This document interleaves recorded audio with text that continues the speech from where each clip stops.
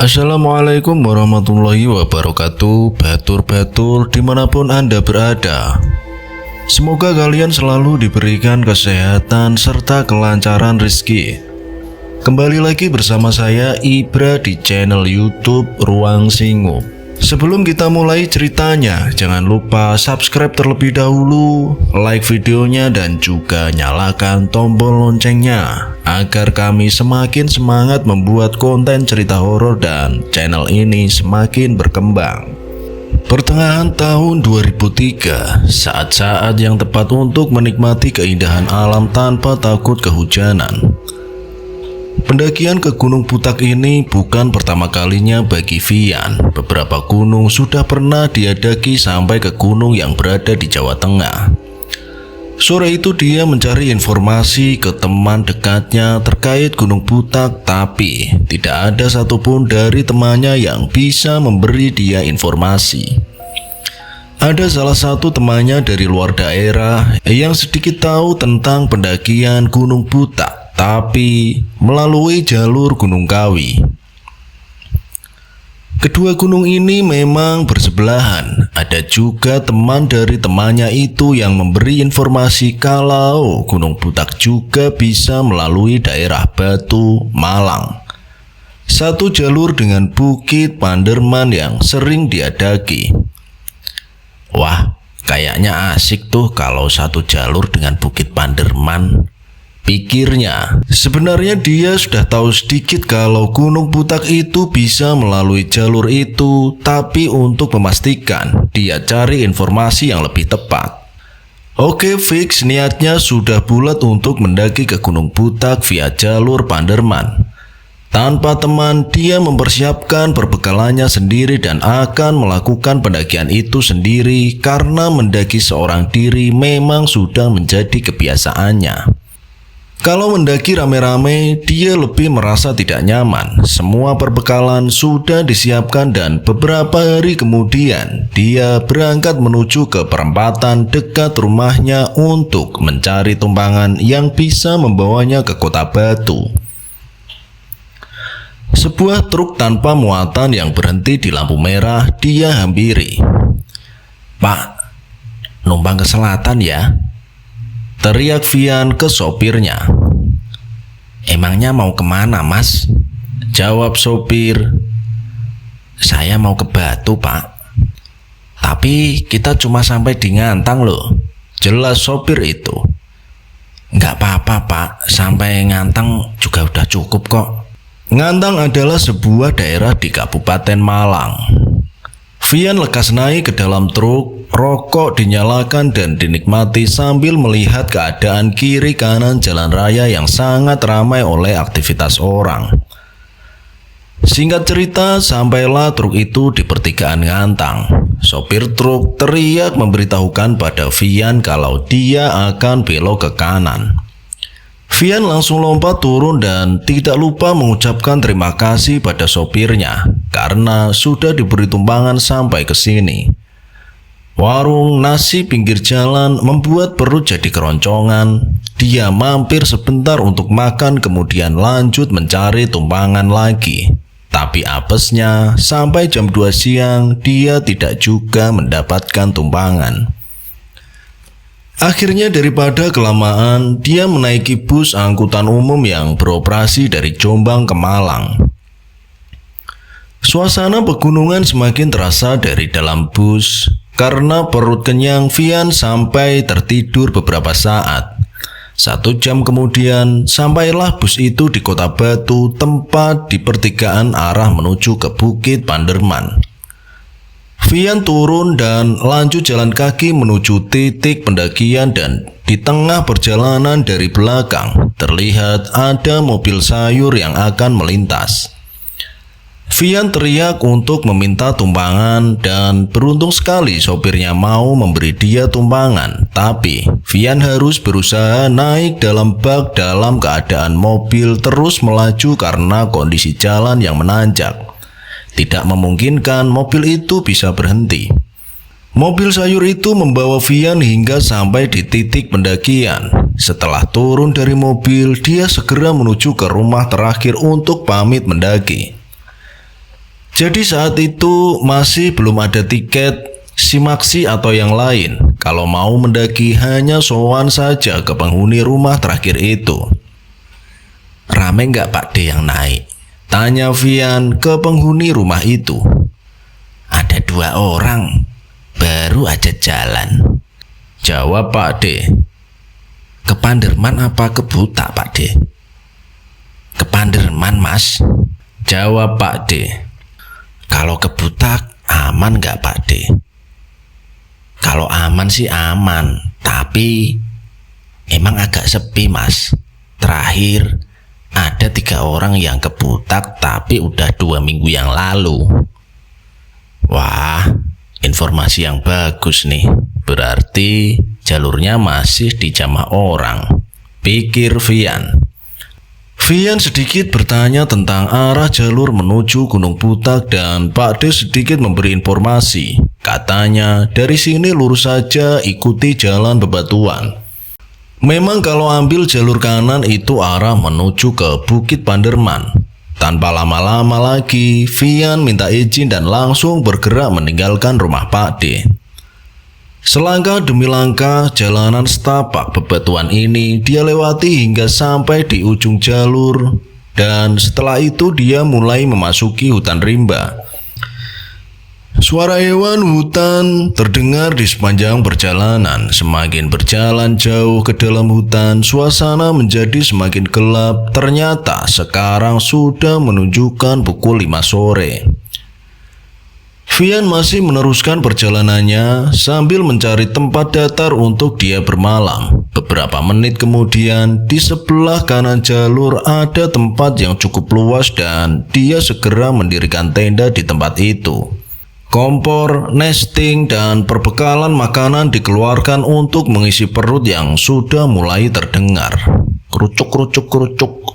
Dan mie instan pun menjadi menu utamanya. Satu persatu hewan hutan berhenti bersuara saat matahari hendak tenggelam. Suhu dingin mulai menusuk ke dalam tubuh dan sayup-sayup terdengar ada suara langkah kaki yang berjalan dari arah bawah. Loh, ada orang yang naik juga ternyata toh. Kebetulan banget nih, jadi ada temennya. Batin Vian.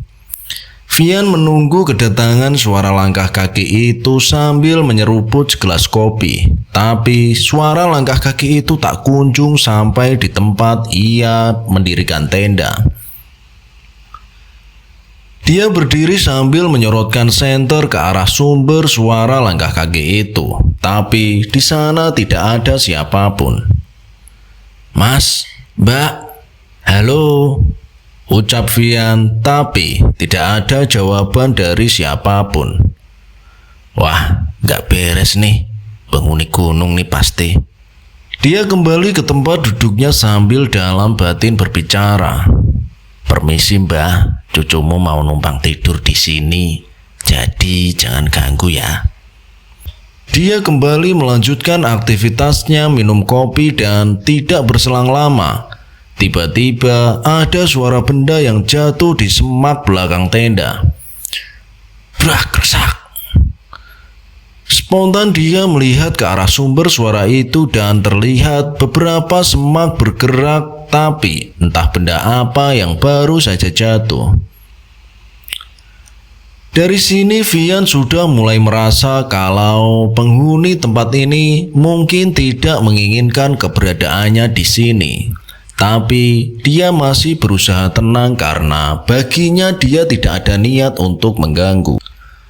Sebatang rokok dinyalakan untuk mengusir suasana yang cukup mencekam ini. Tapi anehnya, korek api miliknya tidak bisa menyala, padahal isi gasnya masih penuh.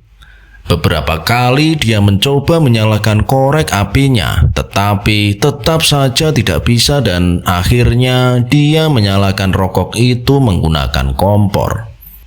Dia menikmati rokok sambil duduk bersandar dan terasa ada yang aneh dengan sesuatu di tangannya. Dia meraba apa yang sedang dia pegang itu dan ternyata itu adalah segumpal rambut. Entah rambut atau bulu yang jelas warnanya hitam dan sedikit kotor oleh tanah. Vian membuang rambut itu dan karena sejak tadi dia sudah merasa kalau keberadaannya di sini tidak disukai, dia segera mematikan rokoknya dan mengemasi barang-barangnya untuk mencari tempat lain. Berjalan lagi dengan packing asal-asalan dan beberapa meter kemudian terlihat ada tanah yang cukup luas dan bisa digunakan untuk camp. Semoga di sini aman lah ya dan gak diganggu lagi kayak yang tadi. Tenda dipasang lagi. Setelah itu dia melanjutkan ngopinya yang belum puas. Kemudian baru minum beberapa seruput, tiba-tiba terdengar dengan jelas ada suara wanita yang tertawa sangat lantang. Kalau bisa dikira-kira sumber suara itu berasal dari tempat dia camp tadi.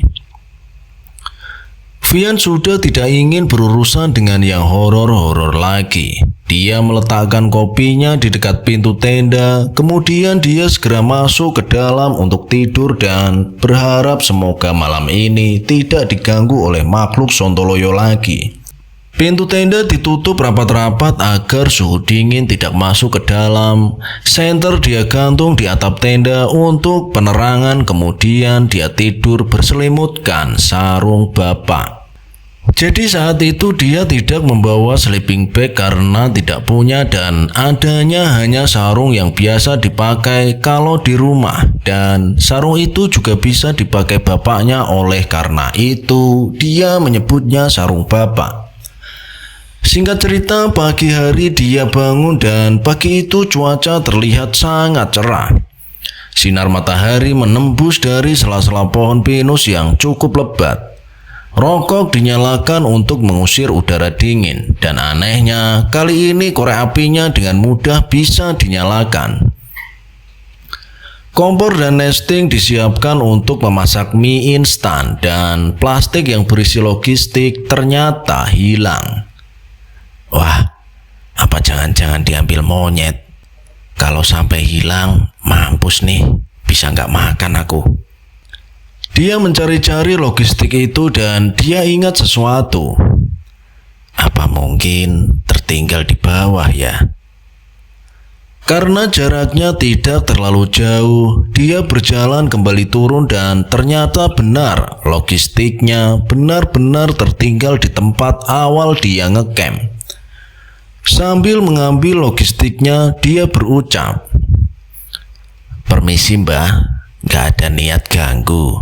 Aku cuma mau ambil makananku aja." Setelah itu dia jalan balik ke tendanya. Setelah selesai mengisi perut dengan mie instan, dia berkemas dan melanjutkan perjalanan. Jalur yang tidak terlalu menanjak dan begitu berliku dia lewati sendiri tanpa ada satu pendaki lain pun. Suasana hutan rimba sangat terasa di sini dan semoga alamnya senantiasa subur dan hijau. Di tengah perjalanan dia menjumpai persimpangan dan tanpa memilih dia ambil jalur kanan karena jalur yang kanan itu lebih lebar. Beda dengan kiri. Jadi jalur yang kiri itu lebih sempit dan banyak rumput yang menghalangi. Istilahnya jalur yang kanan itu lebih meyakinkan.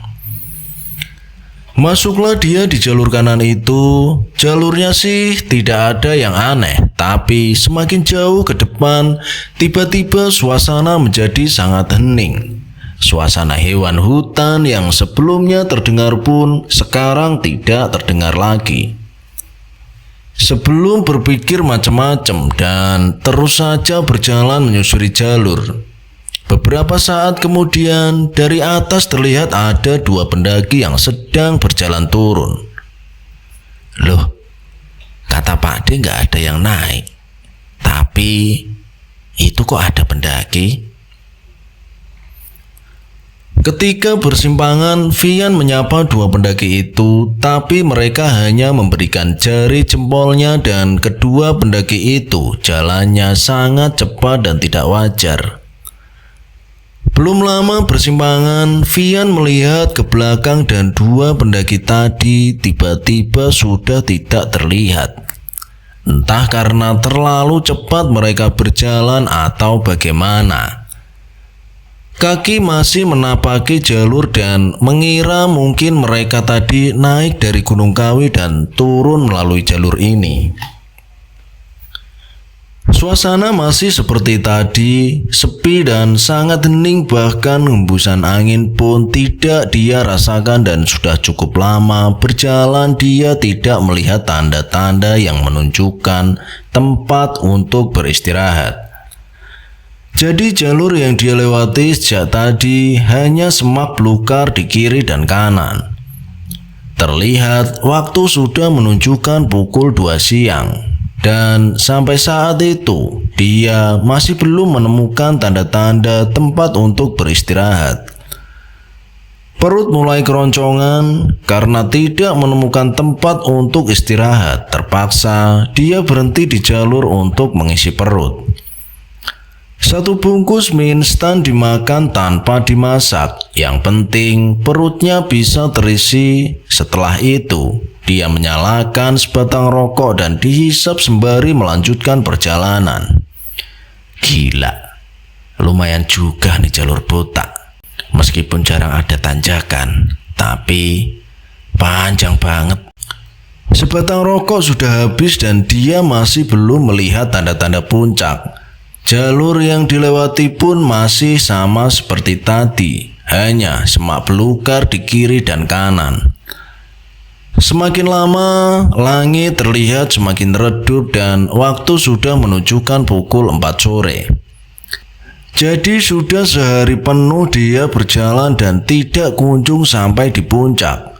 Dia berhenti sebentar untuk berpikir.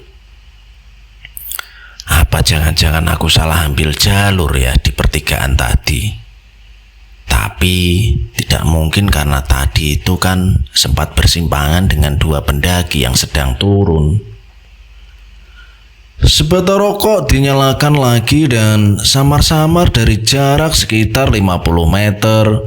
Di belakang terlihat ada 2 orang yang sedang berjalan naik. Tapi sepertinya dia bukan pendaki karena tidak membawa peralatan pendakian.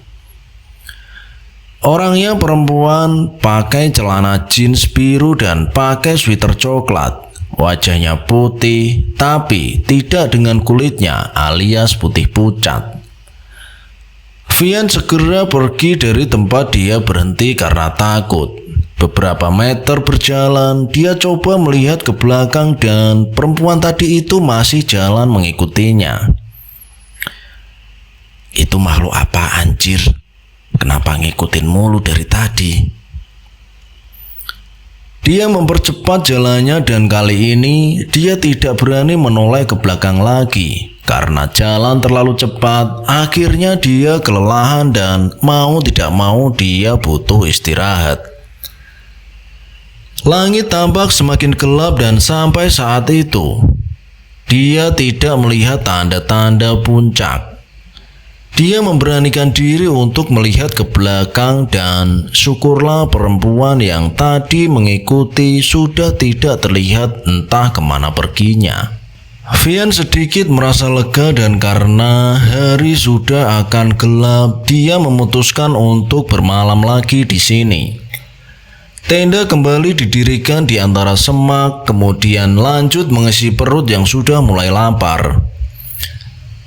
Perbekalan makanan sudah kian menipis, mie instan tinggal 2 bungkus dan beberapa cemilan, air mineral juga sisa 2 botol. Setelah selesai mengisi perut, dia mengeksplor keadaan sekitar. Suasananya sangat hening dan hanya hutan rimba sejauh mata memandang. Ini aku nyasar apa gimana sih? Kata anak-anak, perjalanan dari bawah membutuhkan waktu 9 sampai 10 jam. Tapi ini sudah seharian penuh kok gak sampai-sampai. Dia kembali duduk dan menikmati segelas kopi. Tidak lama kemudian tercium aroma wangi bunga kenanga. Mencium aroma itu seketika Vian merinding karena itu mengingatkan dia pada orang meninggal. Entah di sekitar sini tumbuh bunga kenanga atau di sekitar sini ada kuntilanak. Menurut mitos yang pernah dia dengar, kalau tiba-tiba tercium aroma bunga kenanga atau bunga kantil, itu pertanda ada kuntilanak yang lewat. Sesekali aroma wangi itu hilang dan sesekali tercium lagi. Hari sudah mulai gelap. Karena tidak ingin berurusan dengan yang namanya horor, dia berdiam diri di dalam tenda, dan ketika sedang berdiam itu, tiba-tiba ada yang menggoyangkan tendanya dari luar, padahal di luar tidak ada angin sama sekali. "Woi, siapa itu?" teriak Vian dengan mulut sompralnya. Dia sudah kesal dan emosi karena dari tadi nggak sampai-sampai ke puncak, malah digangguin terus. Setelah teriak itu, tendanya sudah tidak bergoyang lagi dan sayup-sayup terdengar suara cekikikan perempuan. "Ah, kuntilanak ini pasti. Pantesan dari tadi baunya wangi terus." Vian tidak menghiraukan semua ini, yang penting niatnya di sini tidak mengganggu mereka. Sarung dia pakai untuk selimut, kemudian dia berusaha tidur. Anehnya, baru saja memejamkan mata, dia sudah bisa tidur, padahal waktu itu dia tidak merasa ngantuk sama sekali. Entah tidur atau bagaimana, yang jelas saat dia sedang berada di sebuah kamar mewah. Karena penasaran, dia keluar dari kamar itu dan ternyata dia sedang berada di sebuah rumah yang tidak tahu siapa pemiliknya. Lalu ada perempuan seumurannya yang datang. Baru kali ini Vian melihat perempuan itu, tapi anehnya seakan-akan dia sudah cukup akrab dengan perempuan itu dan dia tidak tahu namanya. Perempuan itu sangatlah cantik, berkulit putih langsat, berambut lurus dengan panjang sepunggung, dan kedua matanya terlihat sangat indah, selaras dengan parasnya. Perempuan itu mengajak Vian keluar rumah dan Vian hanya nurut saja. Mereka berdua berjalan meninggalkan rumah itu, dan selama berjalan itu Vian tidak berbicara apapun kepada perempuan itu, begitupun sebaliknya. Jalan yang mereka lalui di hutan dan rumah yang tadi dia tempati itu letaknya ada di dalam hutan. Mereka berdua masih berjalan dan tidak tahu akan kemana. Setelah cukup jauh berjalan, perempuan itu membuka suara. "Kalau mau ke puncak, jalannya ke situ, Mas. Jangan ke sana," ucapnya dengan suara lembut sambil menunjukkan arah jalan.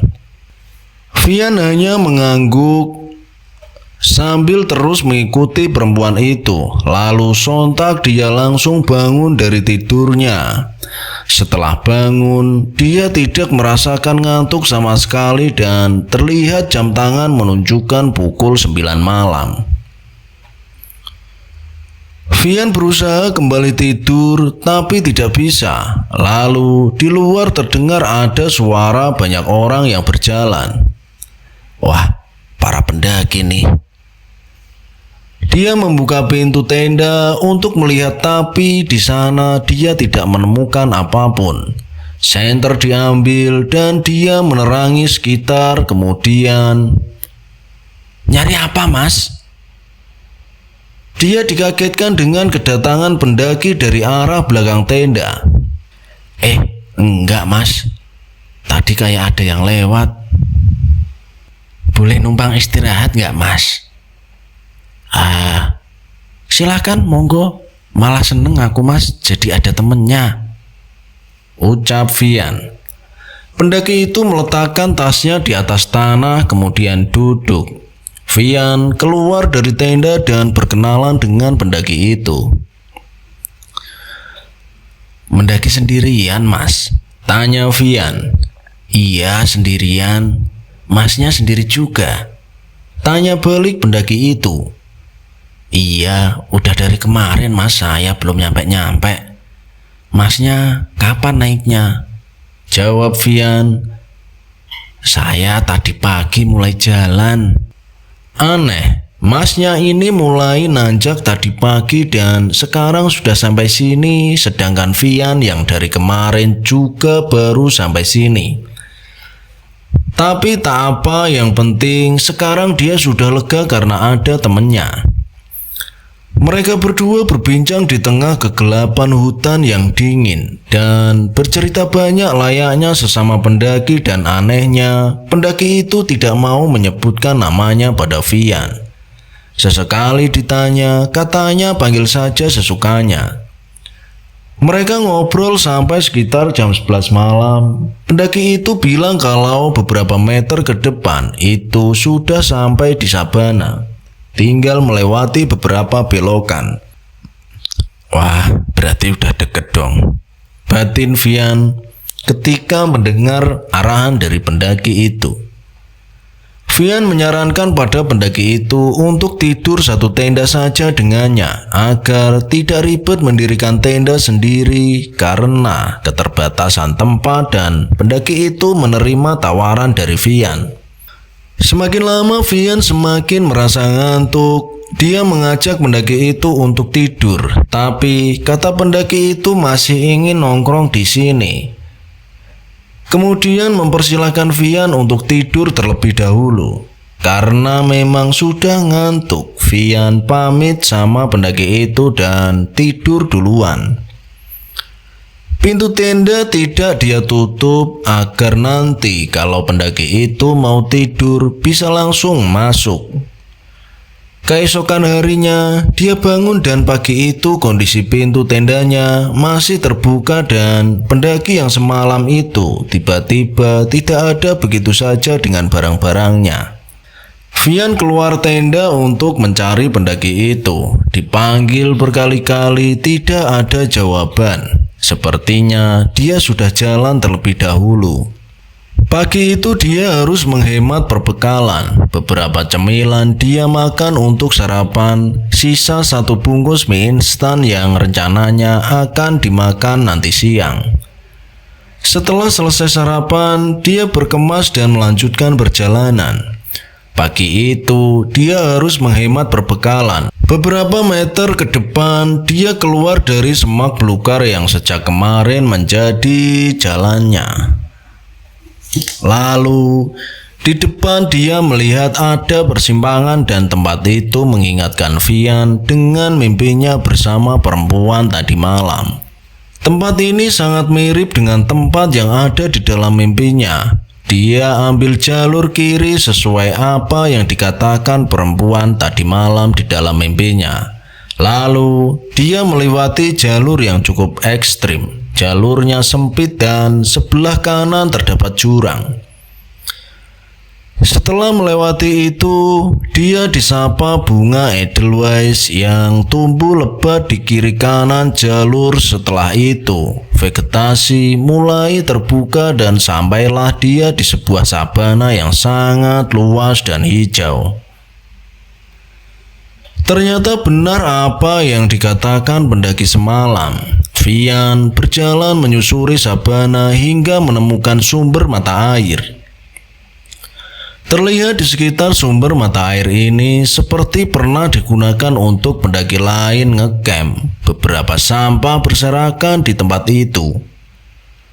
Masalah air yang tinggal sedikit sudah terselesaikan. Di tempat itu, dia beristirahat sebentar, kemudian lanjut perjalanan menuju ke puncak Gunung Butak.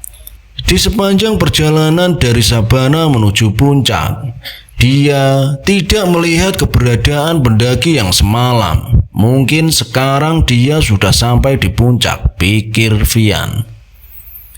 Perjalanan menuju ke puncak cukup menguras tenaga. Setelah menempuh 30 menit perjalanan, akhirnya sampailah dia di puncak Gunung Butak.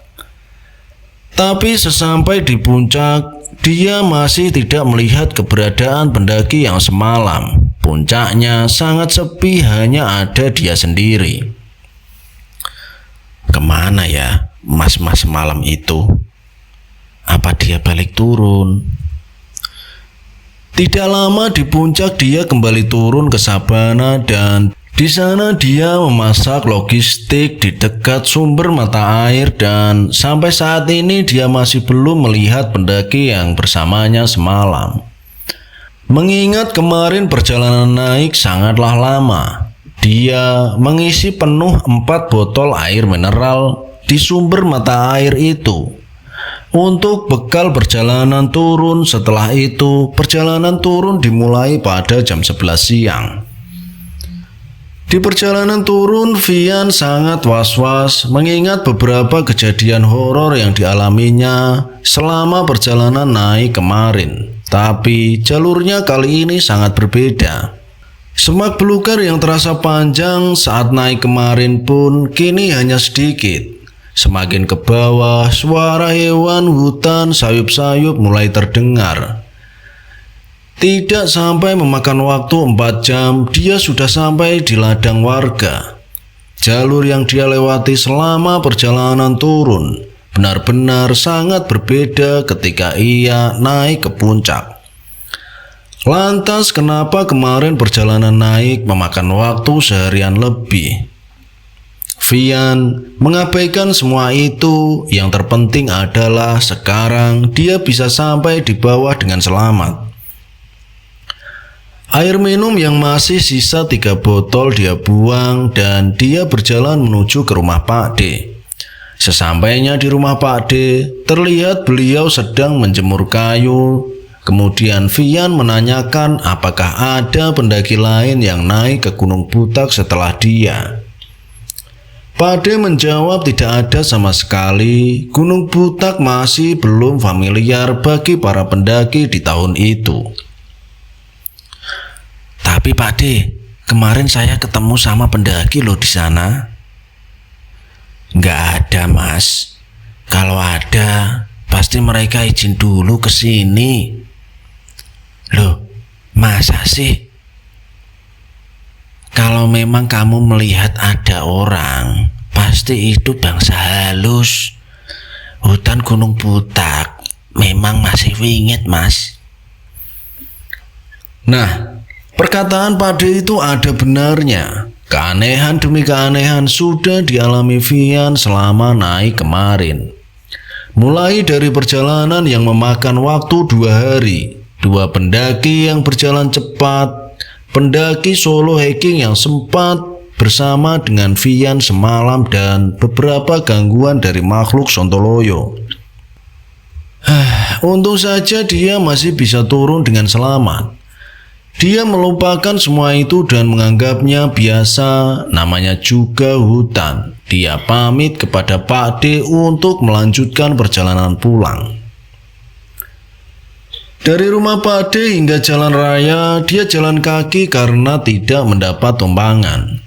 Sangat jauh sebenarnya, tapi mau bagaimana lagi?